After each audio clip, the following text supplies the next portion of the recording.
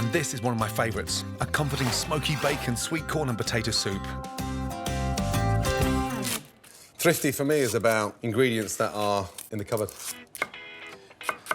Smoky bacon, onions, potatoes, sweet corn.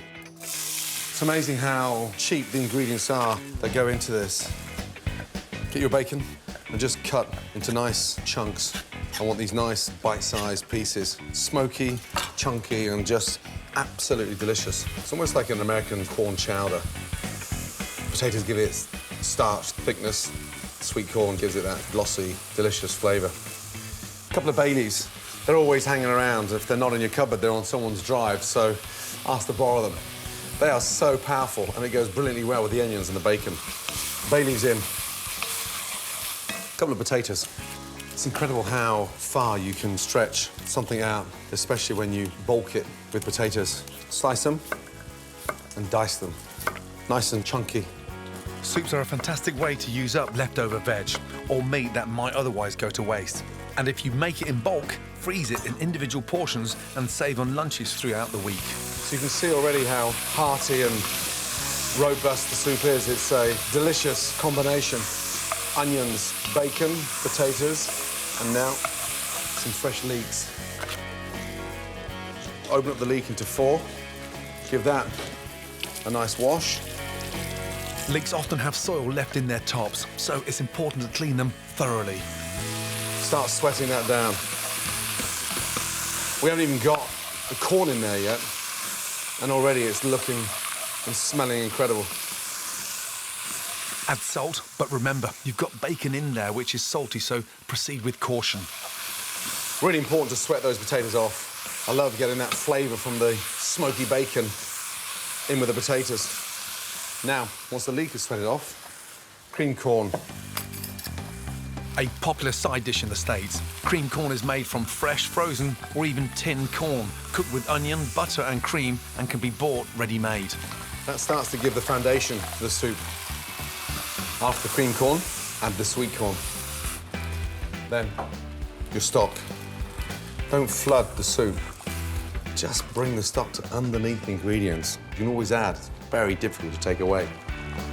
Homemade chicken stock is so cheap to make. Just boil up your roast chicken bones with a few fresh veg and freeze in batches for when you need it.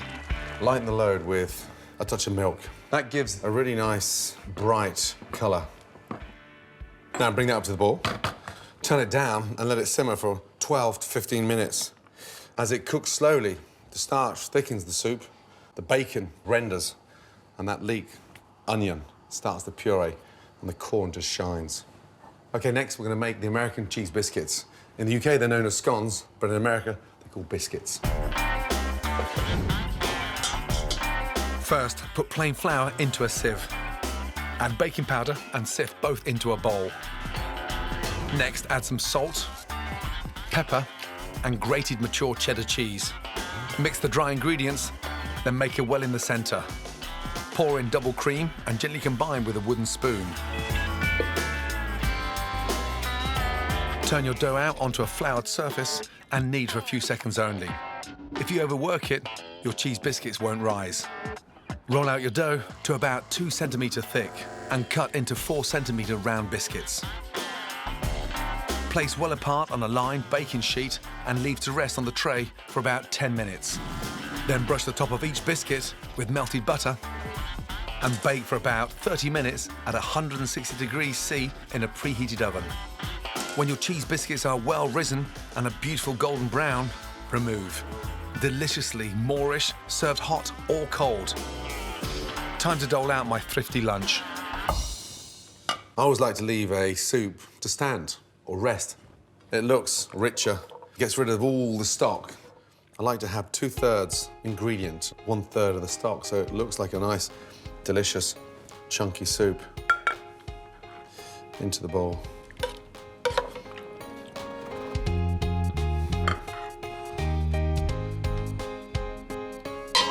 Beautiful. Tinned sweet corn, a leek, potato, and some streaky bacon. But it doesn't look like it's just come out of a store cupboard. That is proper, hearty food.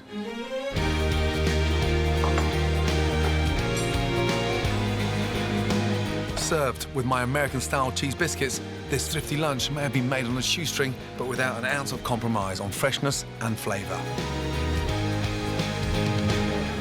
Noodle soup with poached egg and spring onions.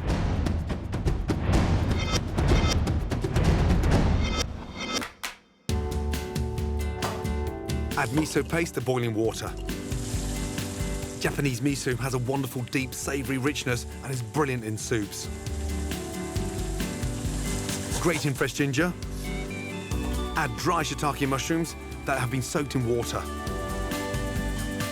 Season with soy sauce. Crack an egg, add it to the broth and poach for 2 to 3 minutes. Add thinly sliced portobello mushrooms to a serving bowl. Put in fresh medium egg noodles, which will heat through in the hot miso broth. Add spinach. Then simply spoon the broth into your bowl. Top with the egg and fresh chopped spring onions. So simple, so good, and so delicious. Ready in 10 minutes, super fast noodle soup with poached egg and spring onions. My recipe for meatballs is so versatile, it can be used to make a dozen amazing dishes. One of my favourites is meatballs in fragrant coconut broth. Having a freezer of home-cooked, delicious food ready to go can be a real lifesaver. It means you never have to compromise on flavour. These meatballs are delicious, but more importantly, they freeze so well. First off, get your pan on and start sweating off your onions and your garlic. This recipe involves making the meatballs the classic way, but the exciting part is actually cook them in coconut milk. And it gives a really nice new dimension to a sort of soft, rich, sumptuous meatball. Chop the onion nice and finely, keeping those slices very close together. The closer the slices, the finer the onion. Pat it back down at an angle, slice down, and just chop. I want the onions nice and fine because I want some finesse to these meatballs. And the secret of a really good meatball is the texture, getting that balance right between the minced beef, the breadcrumbs, the milk, and the seasoning. A couple of cloves of garlic. Slice the garlic really nice and thinly. Nice. Pan, nice and hot, and a tablespoon of olive oil. Quite generous with the olive oil. Onions and garlic in. A little touch of salt and pepper. With your mince, open it up a little bit and sort of pat it out. Salt and pepper.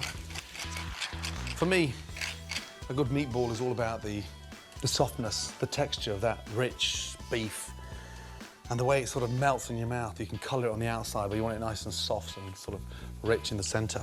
Mix that in beautifully and then paste it back out again.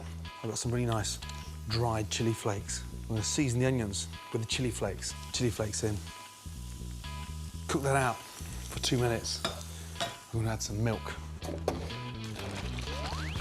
Take your breadcrumbs, make a little well, 3 or 4 tablespoons of milk. That makes a sort of nice, slightly doughy texture, but it lightens the texture of the meatball. Place that in. Add your onions, your garlic, and your chilli in there as well. Nice. Get your hands in there and start mixing them. If you've got the right amount of milk and breadcrumbs, it doesn't need binding with an egg. Don't make them too small. The problem with making them too small is the fact that they dry out quickly. Just the size of a golf ball. A little bit bigger. Nice. Give them a really nice tight squeeze. That stops it from breaking up. It always pays to double the recipe and spend a bit more time making extra meatballs so you can freeze a batch ready for another time. Give the pan a little wipe out. Don't wash out that pan. We've got that flavour from the onions and the garlic at the bottom. Get that pan nice and hot. Touch of olive oil in there. Place them at the top of your pan. Nice and gently sit them in the oil.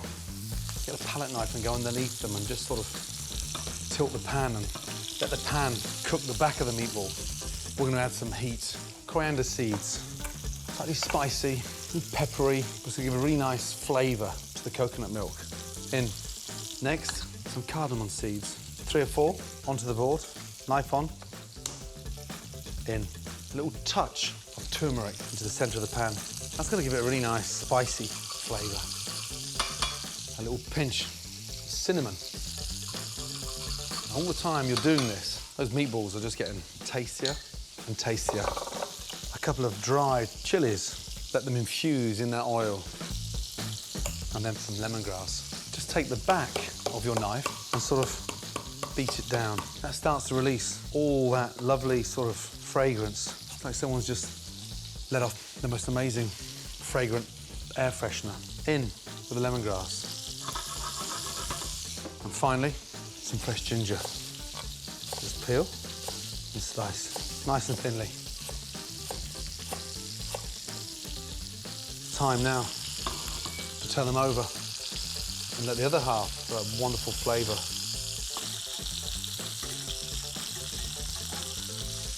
Chicken stock in.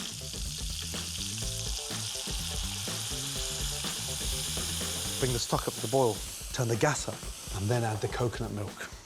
And I want the coconut milk just sitting underneath the top of the meatball. Coconut milk in, and that sort of gives it that creamy richness, but it's not heavy. It's a fragrant, light richness. Before we start simmering, check the seasoning. That nice, soft texture of the meatball, but that fragrant, light richness of the coconut broth is just gonna cook those meatballs perfectly.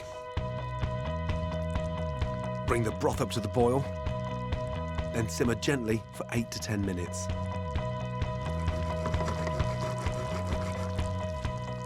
Touch them with your finger. They should be slightly pliable, but slightly springy. Gas off. Gonna finish it off with something light and fresh. Zest of lime. But I want the zest on top of the meatball, sort of cut through that richness. And then finally, squeeze the fresh lime. And that just gives it that nice, zesty, amazing taste. Stir in the juice.